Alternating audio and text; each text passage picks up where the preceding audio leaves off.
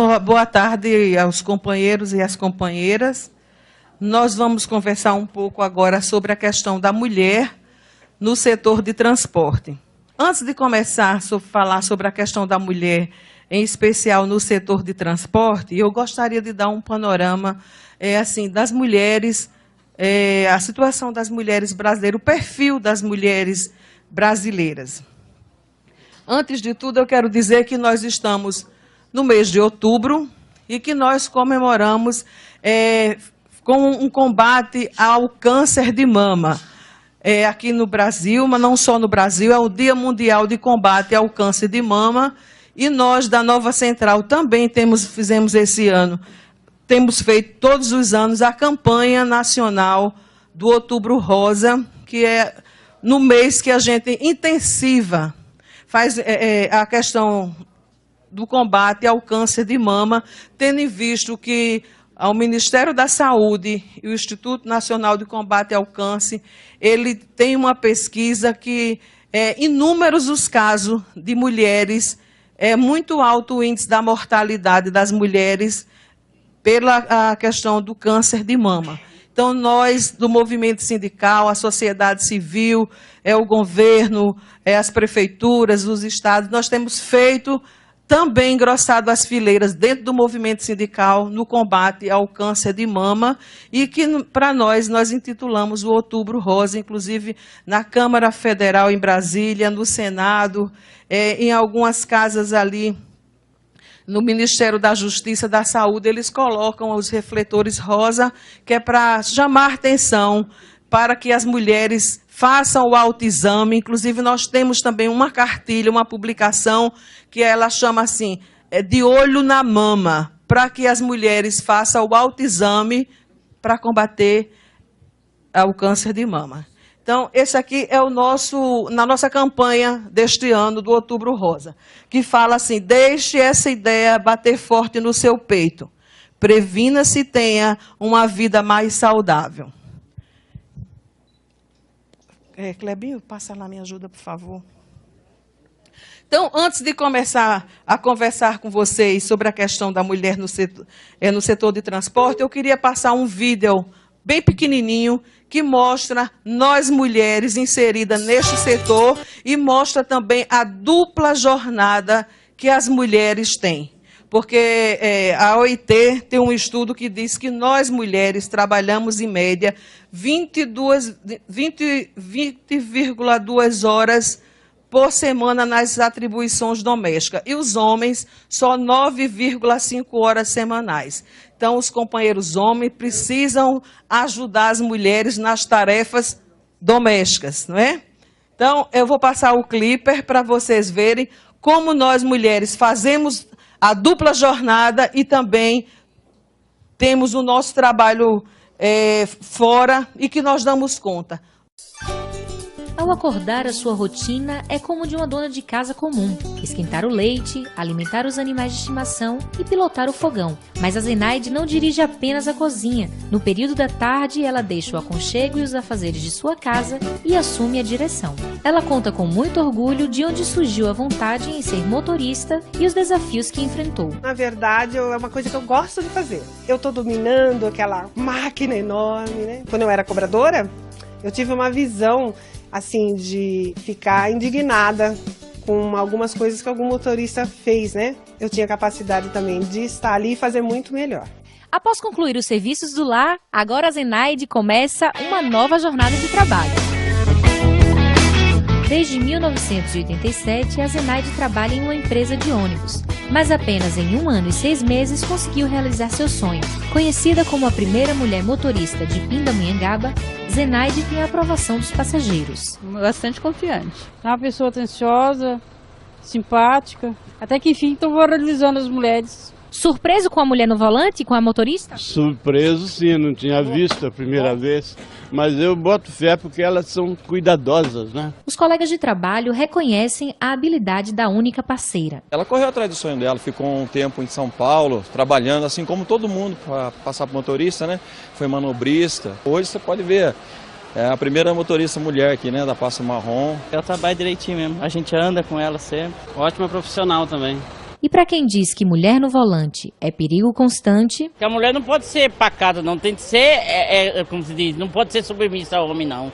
Ela tem que ser atirada. O mundo é das mulheres. Todos os dias, às 14h30, começa sua rotina de trabalho, na linha Pindamonhangaba-Taubaté. A simpatia e a atenção são características que marcam a personalidade da motorista Zenaide. Mas a vaidade também não fica de fora. Com muita feminilidade e responsabilidade, segue Zenaide o seu trajeto e uma história de um sonho realizado pela estrada.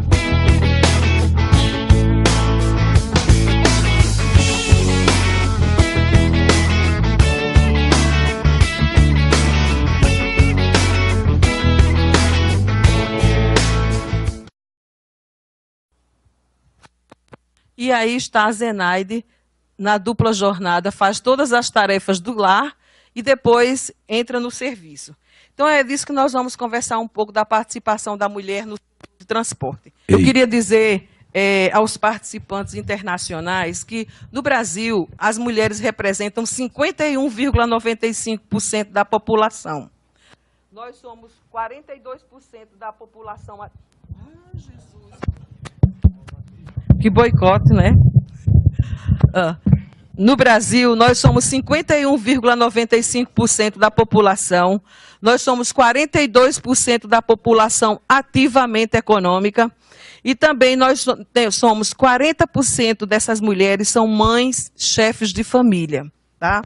Então, também agora no processo eleitoral, que nós estamos passando por um processo eleitoral, nós vamos ter segundo turno para as eleições presidenciais, dos 142 milhões de eleitores aptos a votar, nós representamos 74.454.000 mulheres aptas a votar. Então, o processo eleitoral desse 2014 depende muito da questão da participação da mulher nesse processo democrático, depende muito do nosso voto, o resultado dessas eleições.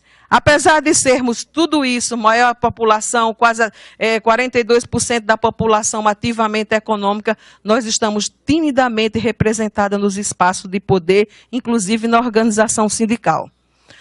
Dos 513 deputados que lá estavam no outro mandato, nós só éramos 46 mulheres. Com a eleição agora de 2014, nós passamos para 51 mulheres. Então, é muito tímida a nossa representação nos espaços de poder. No Senado, dos 81 senadores, nós só éramos 9 senadoras. Agora, nas eleições, nós vamos ser 11 mulheres senadoras. Na organização sindical não é diferente. O movimento sindical ainda é um movimento, uma organização muito machista, onde predomina a participação dos homens e, mesmo assim, em atividades majoritariamente de mulheres, ainda em algumas situações somos representadas por homens. Então, quando nós compomos as diretorias, na maioria das vezes compomos as diretorias do sindicato, no Conselho Fiscal e nas suplências, não nos cargos de maior relevância. Os cargos de presidente, os cargos de secretário-geral e os cargos de diretor financeiro geralmente são ocupados pelos homens, tá? Então, nós mulheres, temos que nos organizar muito mais para participar, muito mais para que nós possamos avançar, tendo em vista que nós avançamos muito na inserção no mercado de trabalho. E aí, sem contar também a nossa participação. Tem atividades que nós exercemos. As pesquisas apontam que nós mulheres temos maior escolaridade do que os homens e, exercendo a mesma função, ganhamos salários inferior ao dos companheiros homens. Então, há uma discriminação muito grande, sem contar a questão racial. Então, nos últimos 12 anos, foi criado a Secretaria de Políticas Públicas para a Mulher do Governo Federal, foi criado o Ministério da Igualdade Racial, onde as mulheres negras nesse país também são muito discriminadas. E aí o que é que acontece? No Brasil, as discriminações associadas a gênero e raça estão na matriz das desigualdades, contribuindo para a pobreza e a exclusão social. Negros e mulheres representam 70% da população novo. Negros e mulheres representam nesse país aproximadamente 70% da população ativamente econômica e são a maioria entre os pobres. Pode passar, Kleber. Então, em pleno século XXI, parece incrível ter que ressaltar o papel das mulheres nos diversos setores da sociedade, como, por exemplo, no do transporte. No Brasil, ainda é muito forte a percepção que a participação das mulheres no setor de transporte é expressivamente pequena, de acordo com o crescimento do transporte brasileiro.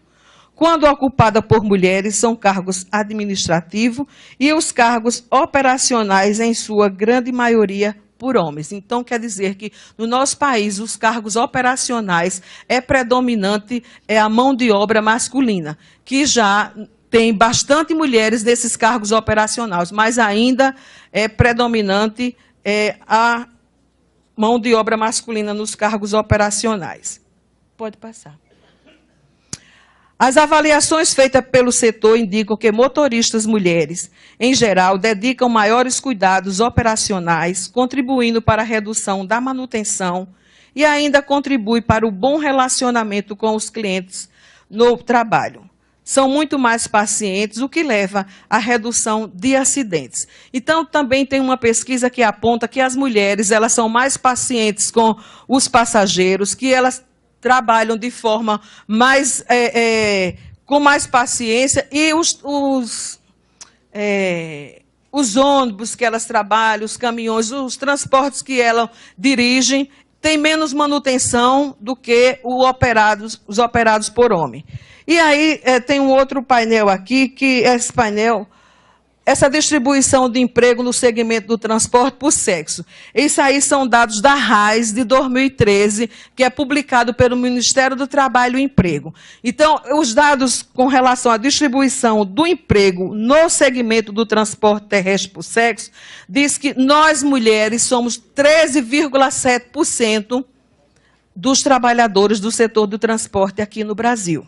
Quer dizer, nossa participação ainda é muito tímida. E aí, então, dentro desse contexto aí, então, mulheres motoristas de ônibus, taxistas, mulheres da coleta, mulheres caminhoneiras, de todos os segmentos do setor de transporte estão dentro desse percentual aí de 13,7%, de acordo com a RAIS, a última RAIS publicada pelo Ministério do Trabalho e Emprego. E os homens são 86,3% a mão de obra masculina no nosso país, de acordo com a RAIS. Pode passar. A distribuição do emprego no segmento de transporte segundo o sexo. Então, aí está por estado. São Paulo, ele tem 29... distribuição de emprego por segmento no transporte. Então, as mulheres representam 31,3% dos trabalhadores no transporte de São Paulo. No Rio de Janeiro, 12,6%. Minas Gerais, 12,4%. Então, os 3 estados que têm maior participação de mulheres trabalhando é São Paulo, Rio de Janeiro, Minas Gerais, seguido pelo Rio Grande do Sul, Paraná, Santa Catarina, Bahia, Espírito Santo, Pernambuco, Goiás e os outros estados que têm uma participação pouco expressiva. Pode passar. Esse são os mesmos dados, só em forma de pizza. Pode passar. Então, percebe-se que este setor está no cenário... O cenário desse setor está modificando. Ao abrir suas portas para um gênero de profissionais competente e com comportamento mais humanista. Atualmente, pode-se constatar a presença de mulheres na direção de grandes veículos e que também vem dominando o transporte de passageiros. Então, a gente hoje vê mulheres caminhoneiras, motoristas de ônibus, metroviárias, de trem, de táxi e motoguel, que é uma profissão que está se expandindo muito aqui no nosso país, são as motoguel, que fazem entregas também. Pode passar. E aí vem os problemas mais enfrentados pelas mulheres. E aí o nosso país existe, por meio da Secretaria de Políticas Públicas para a Mulher, existe um Plano Nacional de Políticas Públicas para a Mulher, que tem o recorte da saúde, que é do que nós estamos, é o foco maior que tem se tratado desde de manhã aqui, é a saúde das mulheres. Então, ó, tem dentro do Plano Nacional de Políticas Públicas, que é um plano construído a partir das conferências, agora em 2015 nós vamos ter a 4ª Conferência Nacional de Políticas Públicas para a Mulher. Como é que começam essas conferências para se constituir políticas públicas para a mulher em todos os recortes, na questão do trabalho, na questão da violência, do combate à violência, na questão da saúde e tantas outras temáticas que estão dentro do Plano Nacional de Políticas Públicas para a Mulher. Se reúnem as mulheres nos municípios e são tiradas as delegadas das conferências municipais, que credenciam as mulheres para as conferências estaduais, que credenciam as mulheres para a Conferência Nacional, e elas vão tratando gradativamente as suas demandas. Então, elas se reúnem nos municípios e vê quais são as maiores demandas das mulheres na comunidade, das mulheres trabalhadoras, e fazem as deliberações, os encaminhamentos das demandas das mulheres. Aquilo ali vem para a estadual, da estadual se consolidaliza as propostas que também são levadas para a Conferência Nacional, que debatidas e sistematizadas aquelas propostas, elas se transformam em políticas públicas. Na questão da saúde, a gente tem avançado um pouco, mas a gente precisa que essas políticas públicas sejam fiscalizadas para que elas se efetivem na ponta. Tem muitas políticas públicas para as mulheres que não se efetivam na ponta. E o que é que acontece? Agora nós temos uma política pública sobre combate à violência contra a mulher, que foi instituída no nosso país, a Lei Maria da Penha. É uma lei que combate a questão da violência contra a mulher e da punição aos homens, sem ser aquelas punições que anteriormente o juiz deliberava com trabalhos na comunidade. Agora, eles têm, de acordo, constatado realmente as violências, eles têm punições de ser preso. E aí a questão da violência é uma questão muito séria, porque a violência afeta as nossas companheiras trabalhadoras. E aí tem um dado que fala que parte do absenteísmo das mulheres na segunda-feira é por conta da violência doméstica. Como assim? Nós fizemos um encontro nacional de mulheres trabalhadoras e elas falaram o seguinte: que queriam que as delegacias especializadas para a mulher que existe aqui no nosso país, aqui tem as DEANs, que são delegacias especializadas para a mulher, que fossem abertas nos finais de semana. E essas delegacias não abrem no final de semana. E segundo as companheiras trabalhadoras, muitas delas até dirigentes sindicais altamente atuantes, são vítimas de violência doméstica. E violência doméstica, muitas vezes, por conta do que o nome da Edith falou, do alcoolismo, tá? Os homens, eles bebem eles bebem no final de semana, tá? E eles agridem as crianças e agridem as companheiras. E elas vão com hematomas no rosto, muitas vezes nos braços, no corpo, em partes visíveis. Elas ficam com vergonha de ir trabalhar na segunda-feira. Tá? Então, há um absenteísmo enorme dentro do mercado de trabalho, dentro das empresas, de todos os setores da economia desse país, por conta da violência, porque, segundo as companheiras, o dia de apanhar é no final de semana.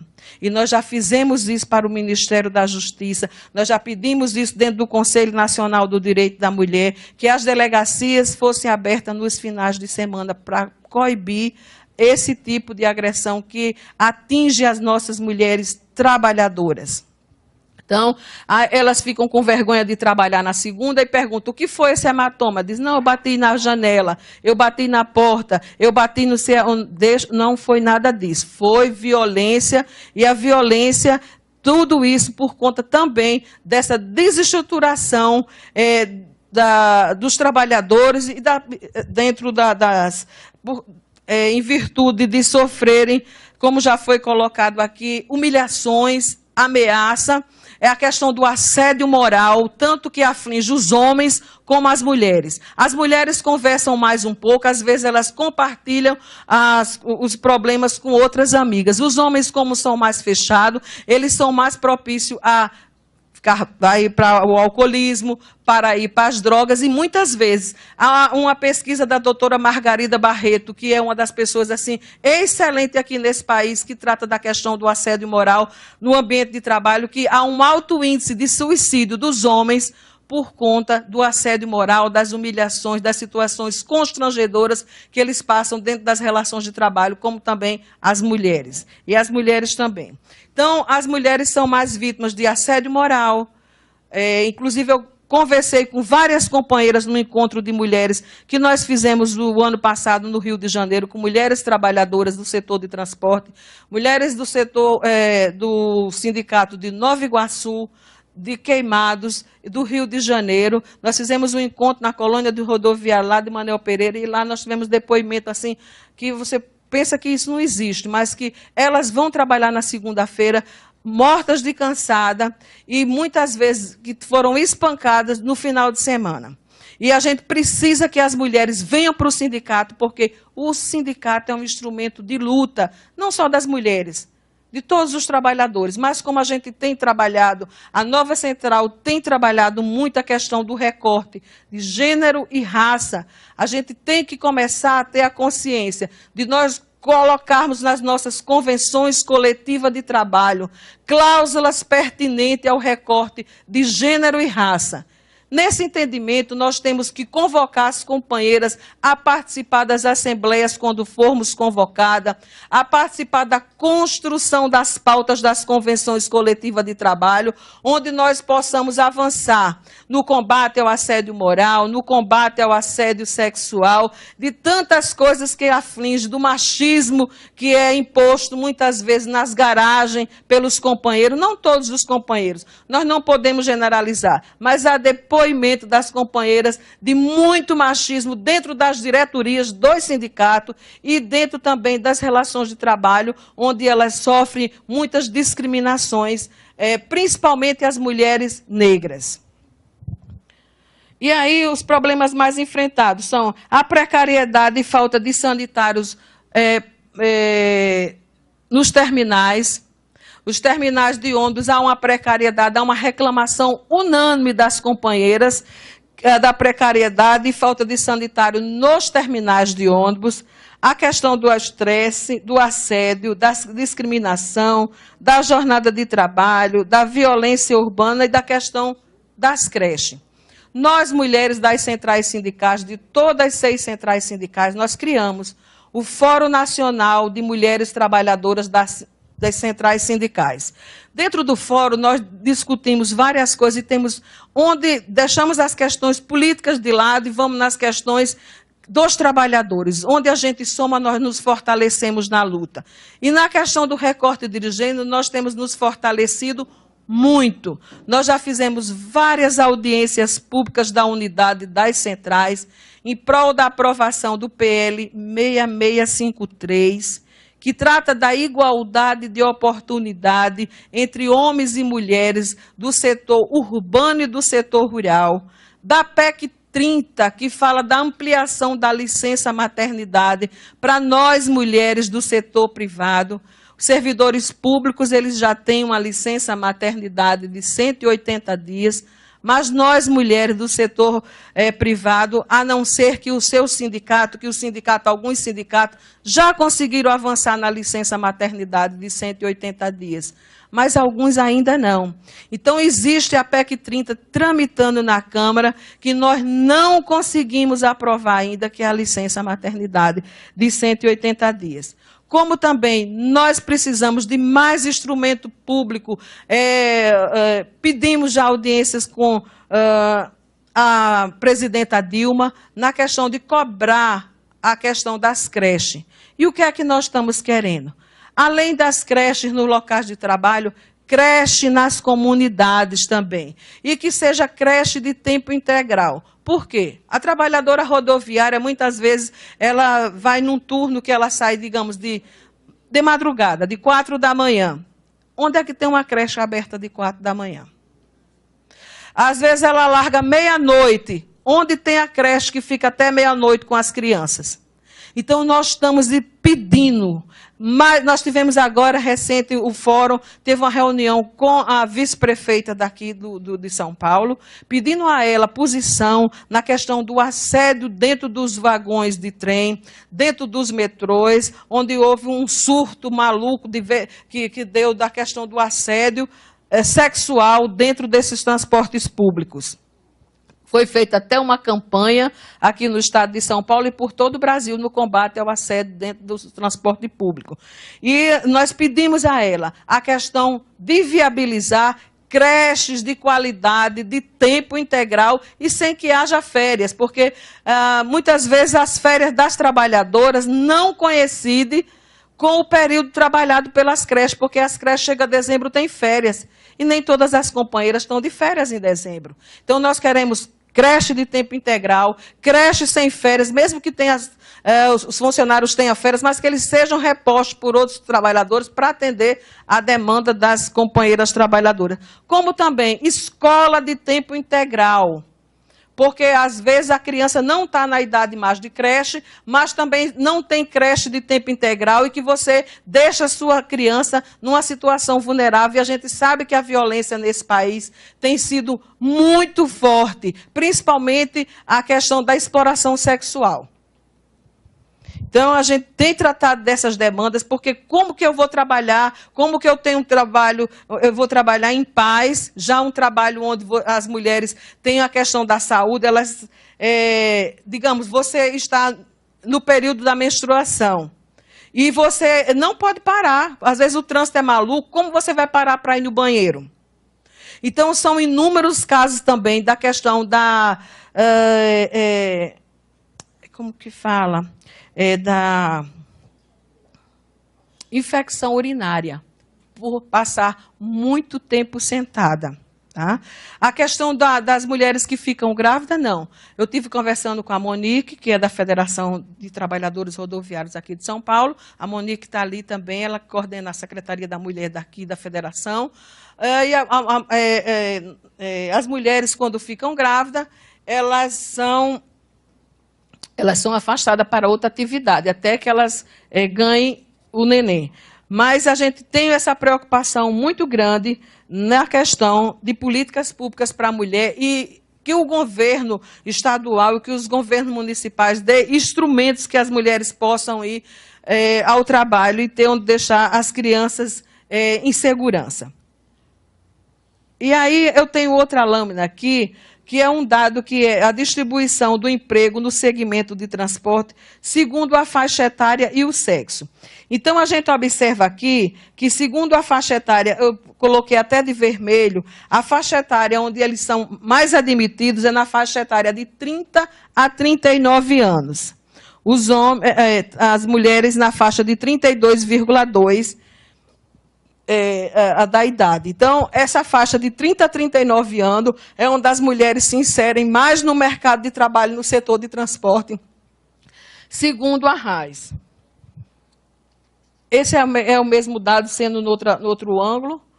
E aí vamos para outro dado aqui, que fala da distribuição dos empregados no segmento de transporte, segundo a escolaridade. E a gente observa que as mulheres, elas têm mais escolaridades, 54,1% tem o ensino médio completo. E aí tem uma observação aí embaixo que diz, no total, cerca de 84% das mulheres empregadas no segmento de transporte possuem o grau de instrução até o nível médio completo. Mas a gente tem outro dado mais embaixo, que 10,5% dessas mulheres do setor de transporte têm o nível superior completo. Então, a escolaridade das mulheres no setor de transporte é uma escolaridade muito boa.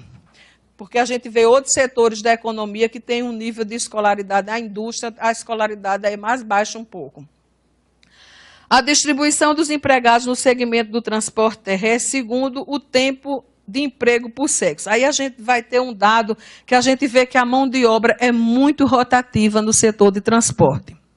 Aí, esse dado aí é só das mulheres, a gente vê que elas passam, em média, 19,9 meses trabalhando. Quer dizer que elas não passam nem 2 anos, a média, no emprego. A mão de obra é rotativa. 58% da mão de obra feminina no setor de transporte tem tempo de emprego inferior a 2 anos. Isso aí são dados da RAIS de 2013.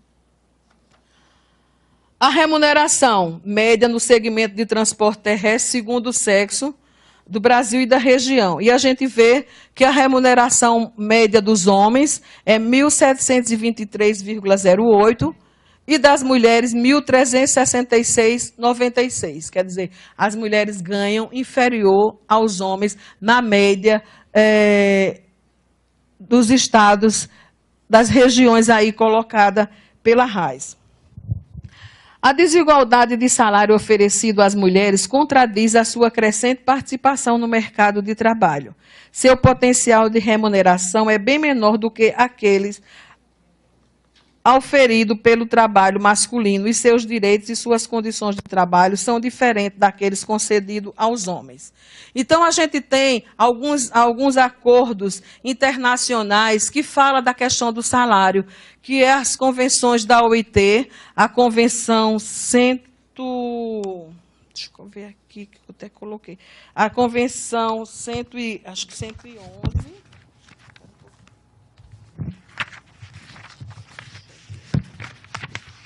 A Convenção 100, que foi ratificada já pelo Brasil, mas que na prática não se efetiva. A gente tem alguns projetos tramitando na Câmara para tratar desse mesmo tema, mas a gente já tem a Convenção 100 ratificada da OIT pelo Brasil, que fala que salário igual para trabalho de igual valor entre homens e mulheres, já está ratificada. A 111, que fala da discriminação e que a gente precisa que haja fiscalização nas relações de trabalho, porque tem algumas coisas que já são lei e não se efetivam na prática.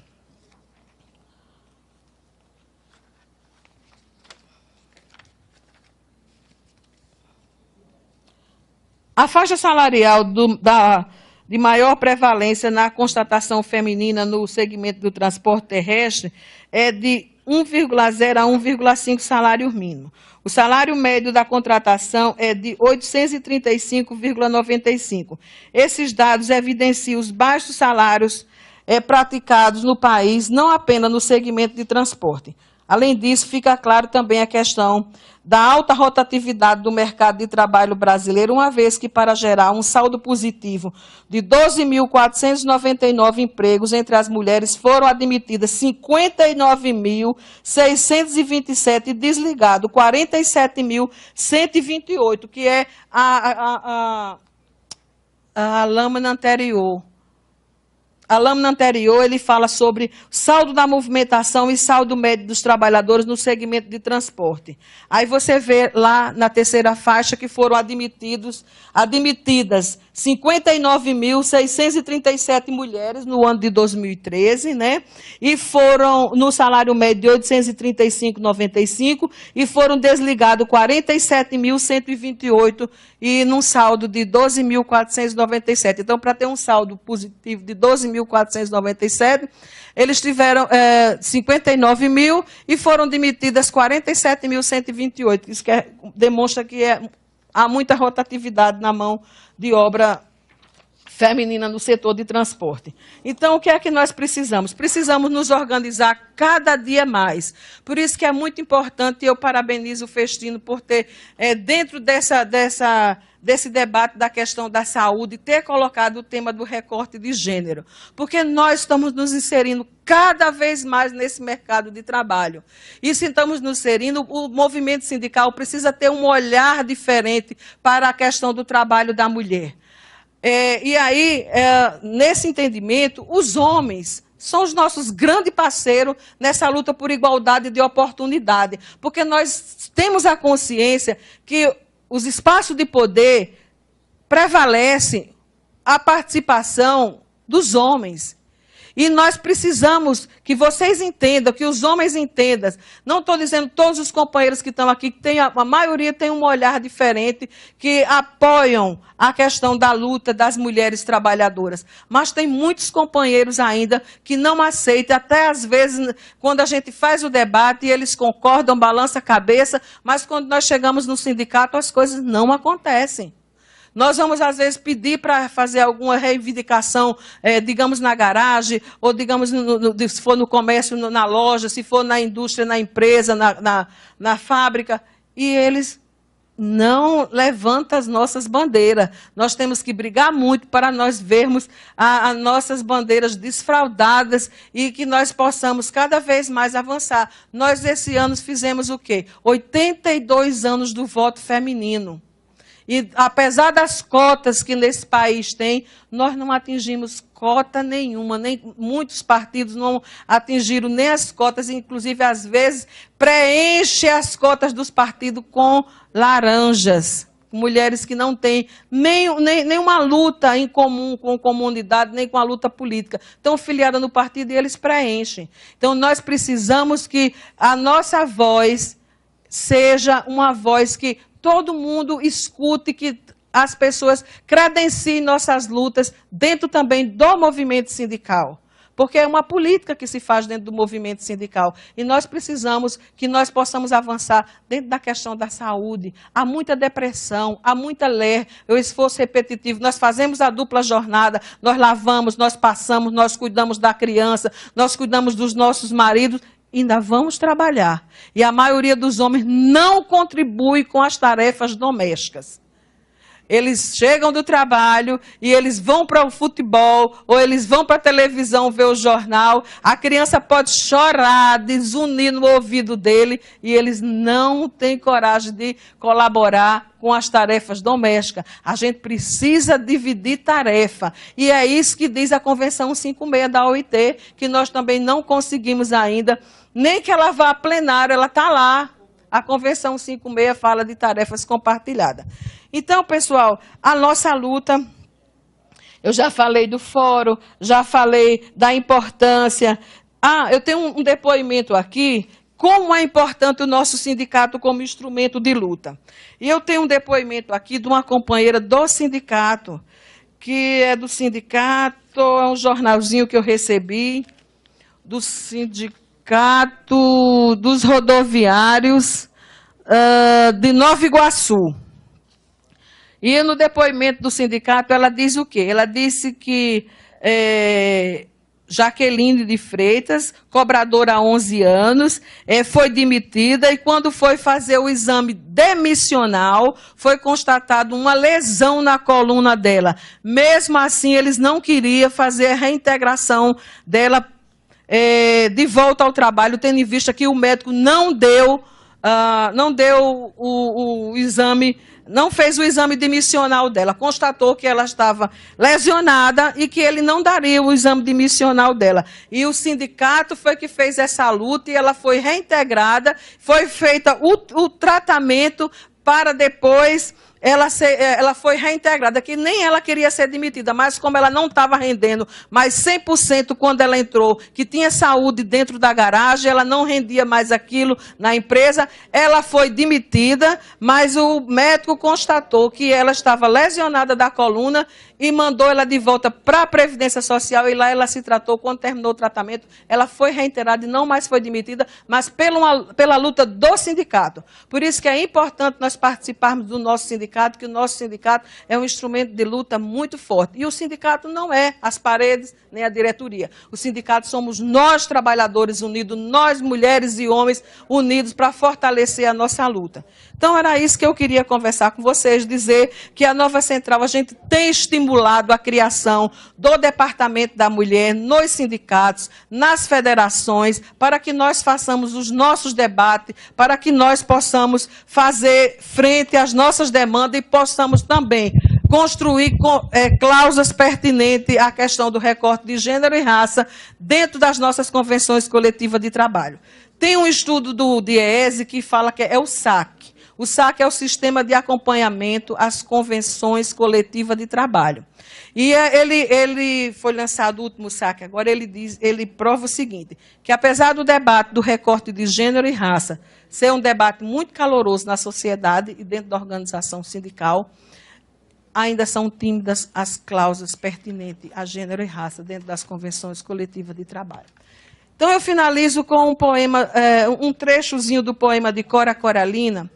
Cora Coralina é uma poeta de uma Goiânia. E ela publicou o primeiro livro dela aos 75 anos. E, às vezes, nós ficamos velhos porque a gente luta tanto no sindicato, na comunidade, às vezes até em casa mesmo. E, às vezes, nós não vemos a realização dos nossos sonhos e, às vezes, a gente quer desistir. E quando a gente vê pessoas assim como o nosso presidente, seu Calixto, com 86 anos, na luta incansável pelas melhores condições de vida dos trabalhadores. Quando a gente vê Cora Coralina publicando aos 75 anos o primeiro livro de poemas dela, isso nos enaltece e nos encoraja para a gente continuar a luta por salários dignos, por dignidade, pela saúde dos trabalhadores, por dignidade para todo o povo desse planeta. E ela diz assim, eu sou aquela mulher a quem o tempo ensinou. Ensinou a amar a vida, não desistir da luta. E ser otimista. E quantas vezes a gente quer parar no meio do caminho, não é? Mas os covardes são os que param no meio do caminho. Nós, homens e mulheres que estamos aqui, nós não vamos desistir da luta. Porque a luta continua. E cada dia a gente aprende uma coisa diferente. E nós possamos cada dia regar essa semente. Da gente ter comida na nossa mesa, de ter educação decente, que nós possamos ter os nossos filhos com educação pública de qualidade, com creche de qualidade, e que nós possamos ser respeitados pelos nossos patrões. Então, esse é o sonho de todo trabalhador, é dignidade e respeito. E eu agradeço o convite que Festino me fez para estar aqui conversando um pouco com vocês, porque eu aprendi muito hoje aqui durante todo o dia. Muito obrigado, um bom retorno a vocês que vieram dos outros países, foi uma oportunidade de conhecer e de ouvir muita coisa que eu aprendi muito hoje aqui com vocês. Muito obrigado.